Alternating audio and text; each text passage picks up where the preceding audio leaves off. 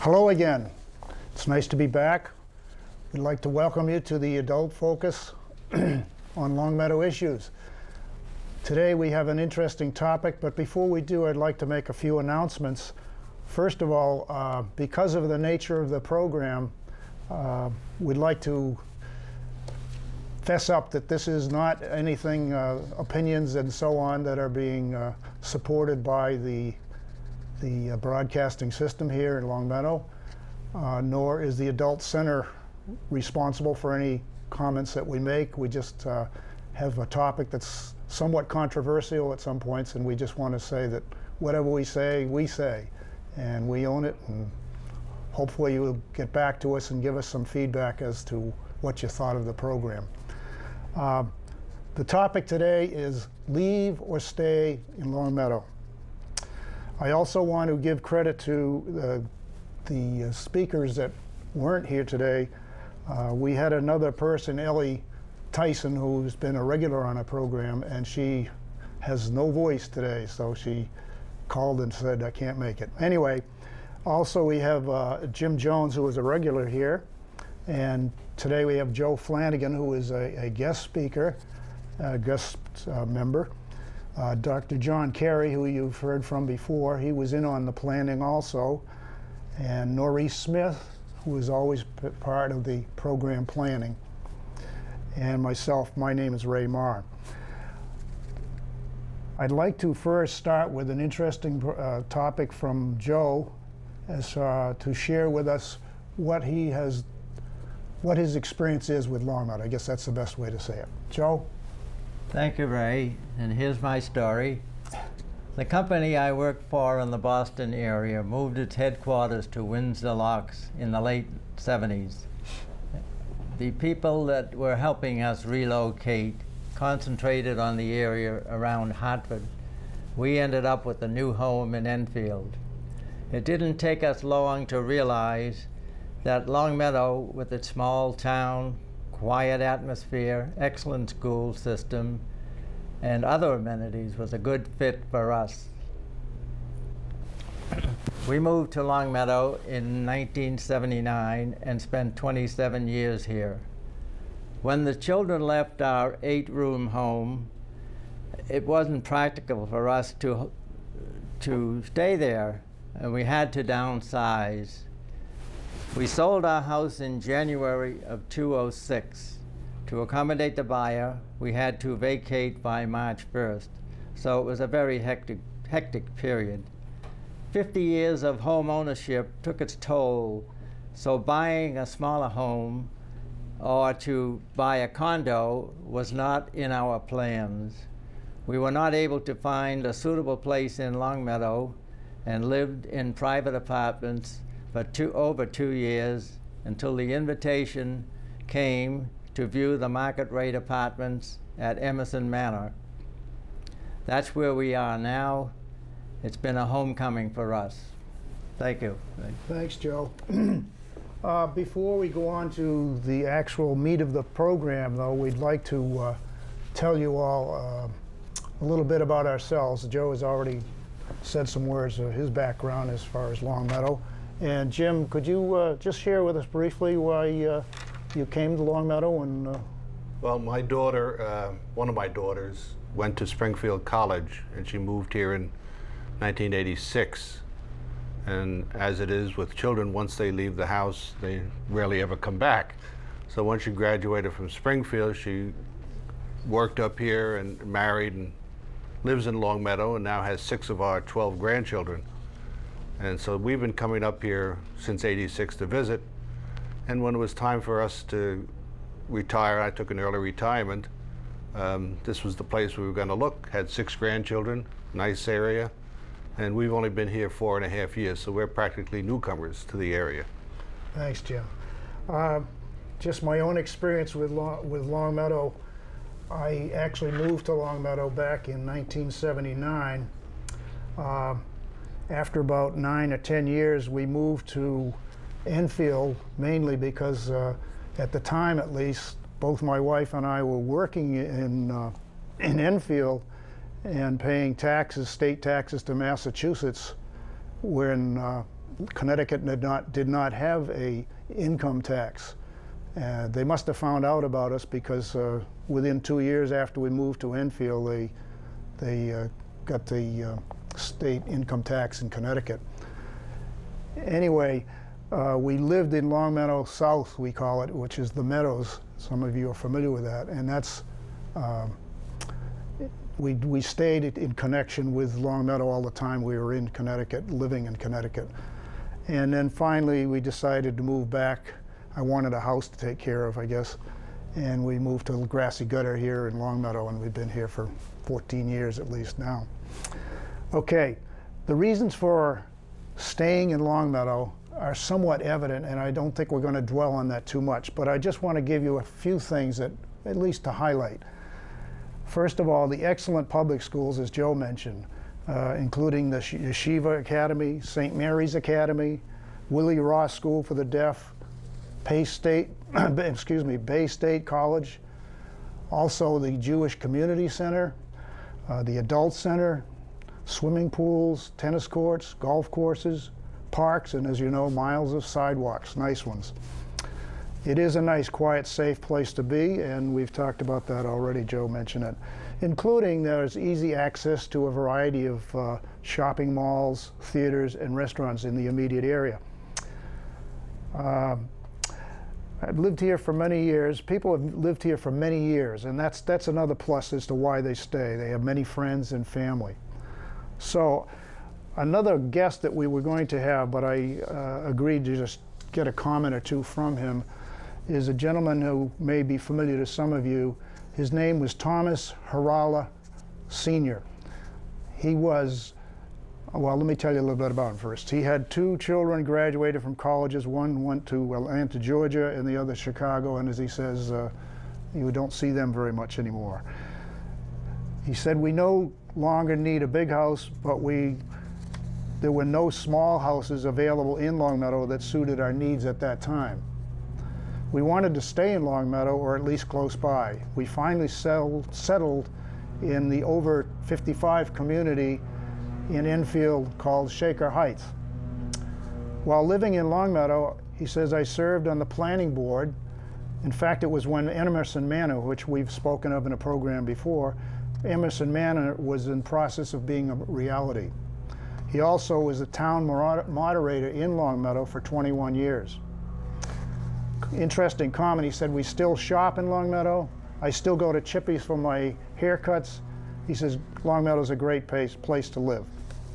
Okay, now for the other side of the coin. Reasons to leave Longmeadow. One of the obvious ones, I think, and we won't dwell on that, is family grown and flown. Need to downsize, and job location, relocation. Those are the pretty clear-cut, no questions asked. Now, the other topics, and we're going to dwell on, hopefully, real estate taxes, transiency, services, and town meetings.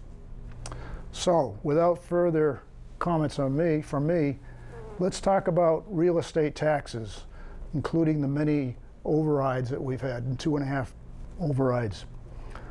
Jim, you care to jump in? Before I moved to Longmeadow, I never knew what an override was. Okay. But since I've been here, I think we've had 2 of them. And unfortunately, it just keeps raising the senior citizens' taxes. Right. And I think that's a big minus when people decide to leave Longmeadow. They just cannot afford to live here anymore. They're being pushed out by the tax burden. And I'm sure we know of many, many people as senior citizens especially who maybe have, like Joe, the bigger house and can't downsize because there are no affordable housing in the area that they can buy into. Right. They can't get into Emerson Way because there's such a long waiting list. I think 5, 6, you can tell 5, 6, 7 years. At least. So there's no place for them to go but out of the town. And these are the people who have been here, who built the town 20, 30, 40, 50 years. Right. And now, unfortunately, they're being pushed out. Yeah.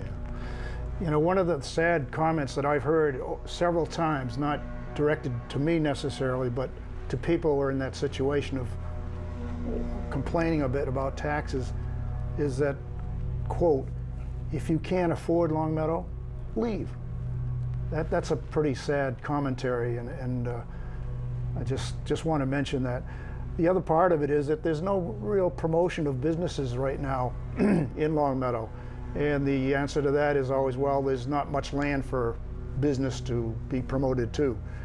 And it's interesting too that, by the way, the tax rate for businesses is the same as for our home Residents, right? residents. Yes. And they've always said, well, if they raise the business tax rate, they're all mom and pop stores and they're going to leave Longmeadow. Right. But I don't think CVS is a mom and pop store, and the Big Y is not a mom and pop store. Not anymore. Not anymore. The Gap is not a mom and pop store, and other establishments. Right. So when I moved here, they said, oh, when Longmeadow and East Longmeadow split, East Longmeadow took all the businesses and the higher tax base, and left us with, nothing to build on. But You know, my brother-in-law lives in Florida in a condo, and it's interesting that when he bought this house, his condo unit, it was back in the mid-70s, and it was relatively cheap. I'm going to say a figure like $70,000, $80,000, which at that time was a lot of money, but it's not, overwhelming. His taxes remain based on the same price that he bought it for. People coming in might buy 10 years later right next door to him. They're going to buy at a much larger price, and they're going to pay based on the new amount that they pay for. Whereas he's still down here with this 70,000, they may be 150,000 or whatever the number was.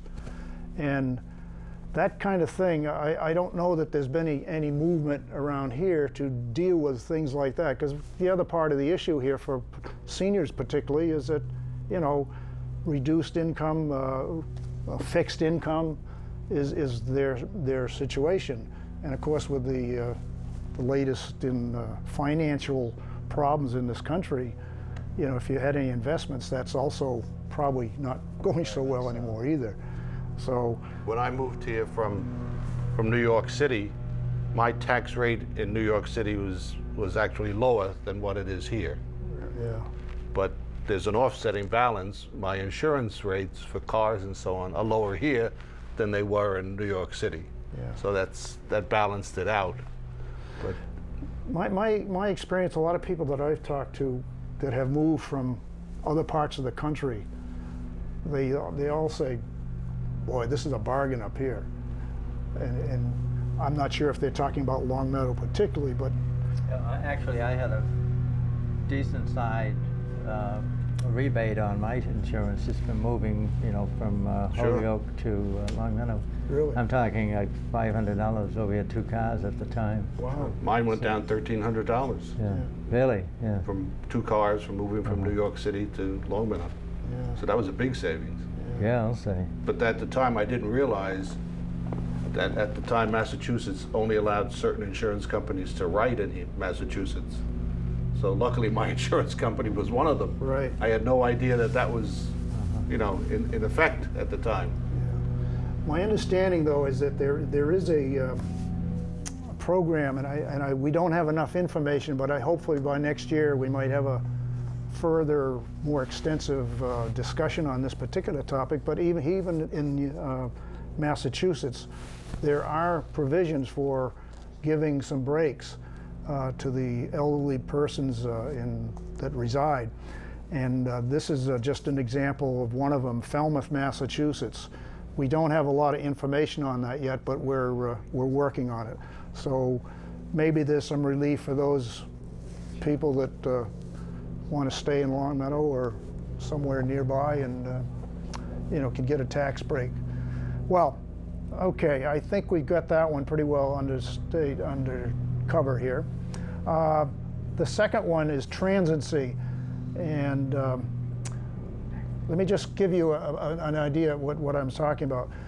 Senior citizens stay in this town, And once they have children and they're out of school, there's not a particularly heavy burden on the town for what goes on, for what expenses are being covered.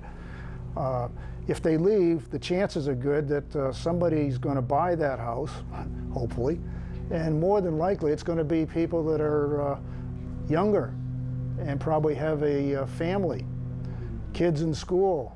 And that, of course, means another burden on the schools and on the taxpayers because, you know, more kids, bigger schools or expansions of the school. And that is a problem.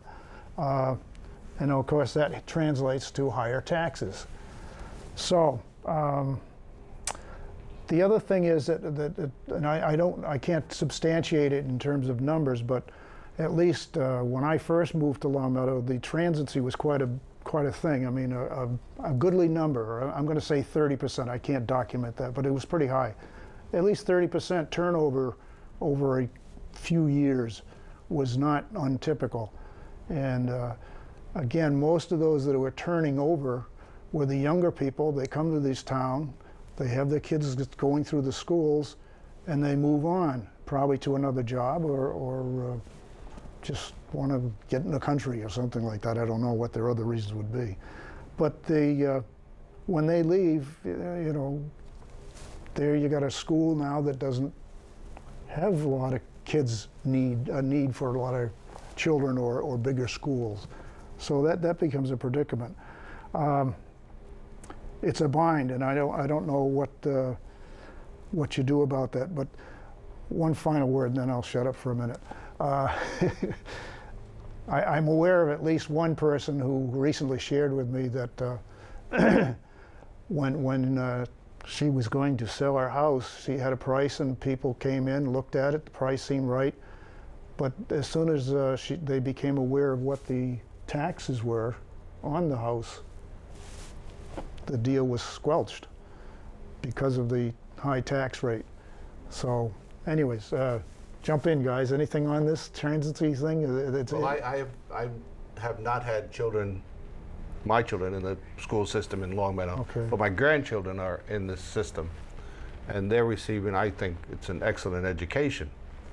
Whether, you know, the hot topic of a new high school, for, you know, however much that's going to be, I think that's a very big hot button for seniors. Yeah. You know, since I think half the budget of Longmeadow goes to education, 28 point something million dollars out of a $52 million budget goes to education. It just seems when they have town meetings, and more power to them, and the school budget comes up, the parents come out and vote for that budget, where the senior citizens don't muster the people. If they don't want it to go, or the override to pay for the schools, they don't come out to the town meetings and voice their opinion and vote against it. Yeah. But the more power to the school parents. They're out there, and that's their job, to get the money for the schools for their children. And you know, I applaud them for that. But unfortunately, we pay for the same the same rate as they do.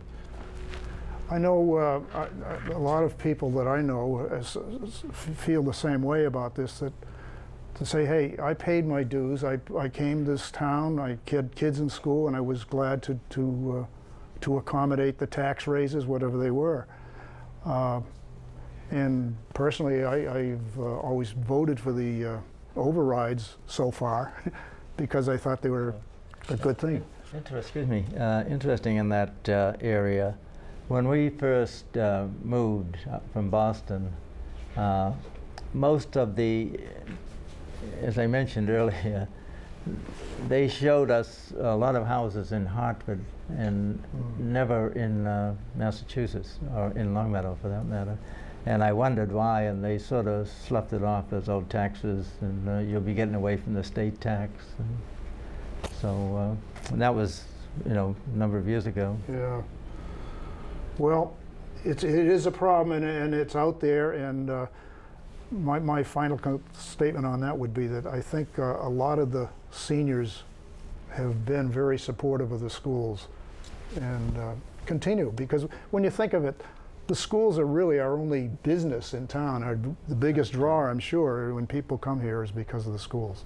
So it is important that we support them, but, you know, maybe there's a different way to do some things. And again, folks, I remind you, we're not trying to solve the problem, just trying to present the issues as best we can without getting too The slanted. next topic, the services. Yeah. I can't speak from experience. I've only been here a little time. But the people I speak with, it seems they're paying more taxes but getting less for their buck. The services are going down as the taxes go up. And I don't know how much more they can cut services before it gets to be, I mean, they've cut the number of police officers down to 17, 18 police officers now. And you know, that's what keeps Longmeadow a safe and happy environment, is that there's no crime to speak of. I mean, if you read the police in the reminder, the police blotter, most of it's, you know, stray dog and a car accident every now and then, but there's, you know, no bank robberies and to speak of, a couple of carjackings, et cetera, and so on. But cutting down on the police force, I think, will in the future affect that safe and happy environment that people come to expect in Longmeadow. You know, the other part of the services is the fact that the fees, I just made a couple notes here on this, the increasing, for instance, in the water and sewer fees keeps going up. And Well, they had that debacle about a year ago where it just quadrupled for that one billing cycle, and they had to come and give you a rebate. I'd forgotten about that. That's right. You know, recycling stickers. I don't know if you That's all gone go up. to the recycling center, but the price goes up. You know, not a big deal, but not a lot of money, but it sneaks up. That's kind of thing. One that Joe and I were talking about during the planning session, he brought up the trash, well, not the trash, the leaf pickup.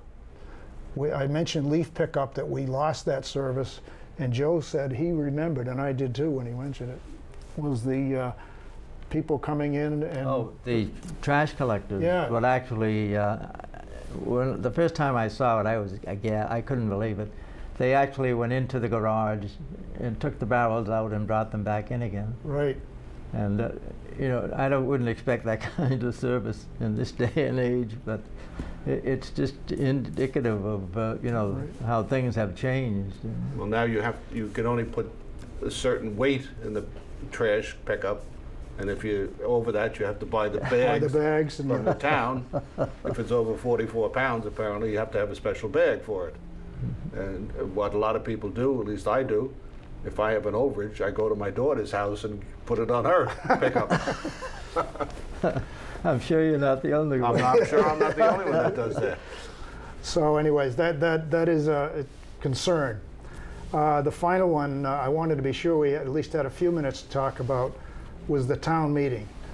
My personal opinion of that is that it really gets out of hand sometimes. They're very long.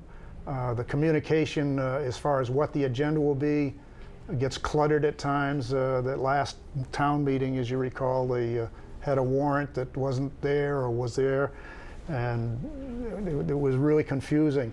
The other part of it is that it's very long, as you all know, very long. And what happens is people come in, they vote on a particular issue that's really of concern of them, and they disappear. And I mean, we had a battle possibly not having enough people left to have a quota so that we could finish the business the last time. Well, the one that you want to vote on doesn't come up till 11 o'clock. Yeah. And everybody went home because they were here for budget, whatever. But the first time my wife and I went to a town, we thought it was great. I mean, this is democracy. We had a little card, we waved it in the air, we wanted to vote, and so that lasted about 2 meetings. Yeah. The issue then becomes, is there another way to do this? And again, I'm not trying to solve the problem, but wild ideas like maybe have it on a Saturday or a Sunday afternoon or something like that, where people are more apt to stay. I just thought it was very complicated for anybody who didn't know the system to get anything on the agenda. That's another point, yeah. I've gone to some meetings where the person who has brought up a particular issue, whether it's whatever, have been almost chastised because they didn't go through the process of getting, I guess, signatures and getting it on a warrant and getting it. It takes months to get it on the agenda. Yeah. And then when they're up and presenting their case, it almost is that they're being belittled because, you know, this service was done away with years ago, and there's no use bringing it back because we just can't afford it. Right, right. So don't even bother, yeah. type thing.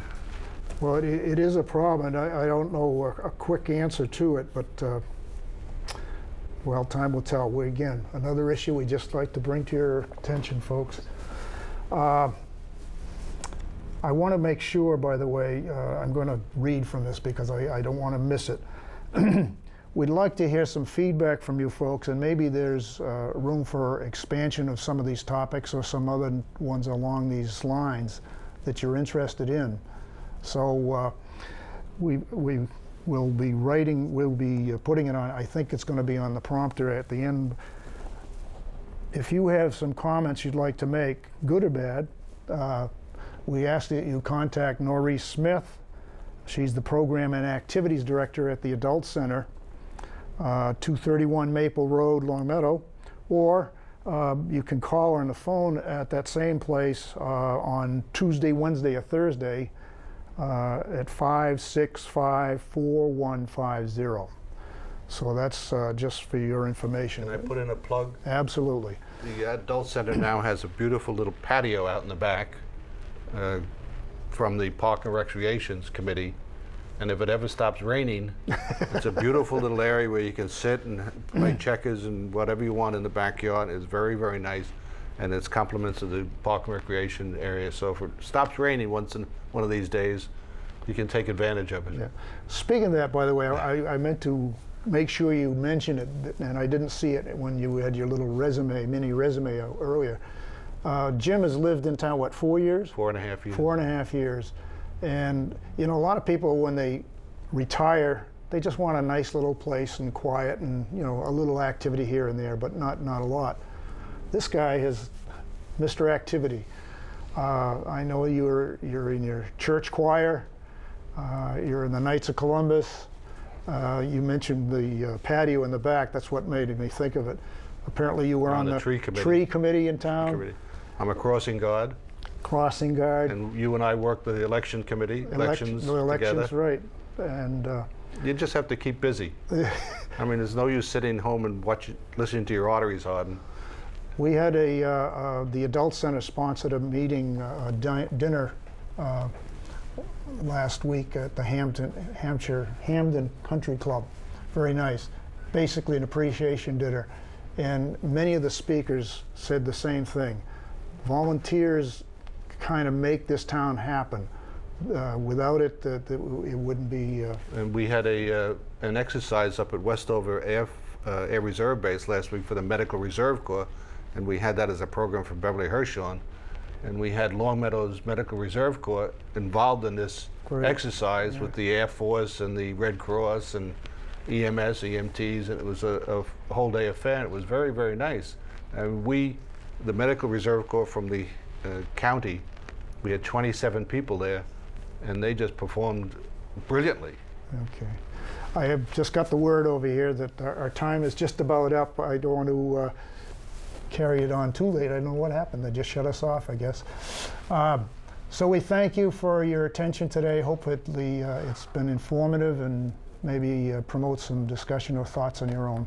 We'd like to hear from you, and we just appreciate your listening to us, and have a good day.